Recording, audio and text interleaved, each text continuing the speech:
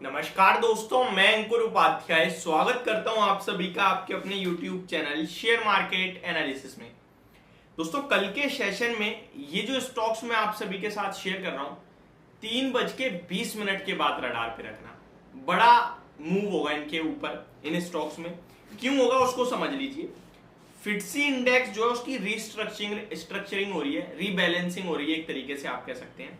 कौन कौन से स्टॉक्स में तेजी आने की उम्मीद है, कौन से स्टॉक्स में मंदी आने की उम्मीद है, कहां पे इनफ्लो आएगा और कहां पे आउटफ्लो होगा, ये सारी डिटेल्स मैं आप सभी के साथ शेयर करने वाला हूं। फिटसी इंडेक्स की रीस्ट्रक्चरिंग में लगभग 2050 करोड़ का इनफ्लो आ सकता है। 2050 करोड़ का। कौन कौन से स्टॉक्स रडार पे रखने हैं वो समझ लेते हैं। तो फिटसी इंडेक्स रीस्ट्रक्चरिंग में ग्लोबल हेल्थ, मेदांता फोकस में रखना है, एंड पीरामल फार्मा फोकस में रखना है। इन दो स्टॉक्स में बड़ा इनफ्लो आ सकता है। कितना आएगा वो भी मैं आप सभी के साथ शेयर करूंगा। फिटसी ऑल कैप इंडेक्स में शामिल होंगे दोनों शेयर्स। ये जो मेदांता और पीरामल फार्मा, ये फिटसी ऑल कैप इंडेक्स में शामिल होंगे।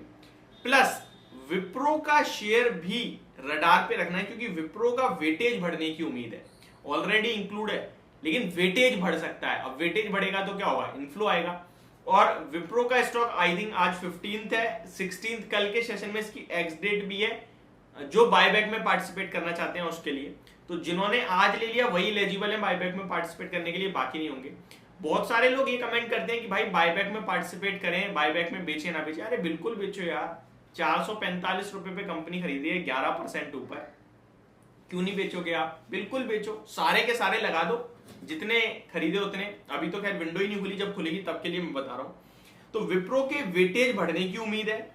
आगे बात करें तो Godrej property, ONGC, solar industry में भी इनफ्लो आ सकता है। ऐसी उम्मीद कहीं ना कहीं आप लगा के चल सकते हैं। आगे बात करें तो अदानी ग्रुप के लिए भी बड़ी राहत है। अदानी एंटरप्राइजेस, अदानी ट्रांसमिशन में भी इनफ्लो संभव है। आगे बात करें तो कौन कौन से स्टॉक में कितना आ सकता है, ये मैं आपके साथ अब शेयर करना चाहूंगा। मेदांता की बात करें तो 66 करोड़ का इनफ्लो हो सकता है। पीरामल फार्मा की बात करें तो 91 करोड़ का इनफ्लो हो सकता है। विप्रो की बात करें तो लगभग 171 करोड़ का इनफ्लो, बट इसका मार्केट कैप बहुत बड़ा है तो उसके सामने बहुत छोटा इनफ्लो हो जाएगा। पीएनबी 115 करोड़ का इनफ्लो।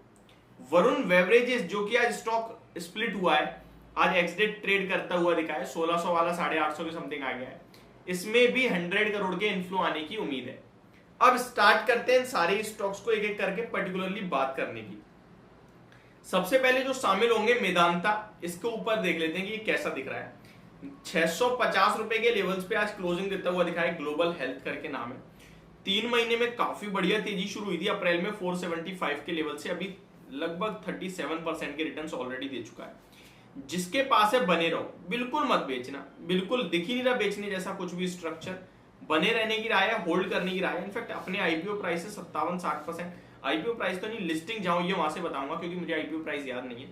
414 रुपीज का लेवल दिख रहा है मुझे। 2022 में स्टॉक आया है जो ट्रेड कर रहा है फर्स्ट टाइम, और वहां से स्टॉक 650-57% की रिटर्न्स दे चुका है। किसी के पास पोजीशन है, बहुत अच्छी बात है। 624 का स्टॉप लॉस और होल्ड और बाय करने की रिकमेंडेशन है। कल 3:25 पे ये एक मूव दे सकता है आपको ऊपर का। तो अगर आता है तो कल में ही निकल जाना, क्योंकि परसों से वो मूव लगेगा नहीं, क्योंकि कल होगा वो एडजस्टमेंट पे। कोई बाय सेल की रिकमेंडेशन नहीं है, मैं आपको बस आप पे है तो बता रहा हूं, शेयर कर रहा हूं। नेक्स्ट है पीरामल फार्मा। ये काफी तेजी में रहा है स्टॉक, तो रडार पे भी रखता हूं मैं।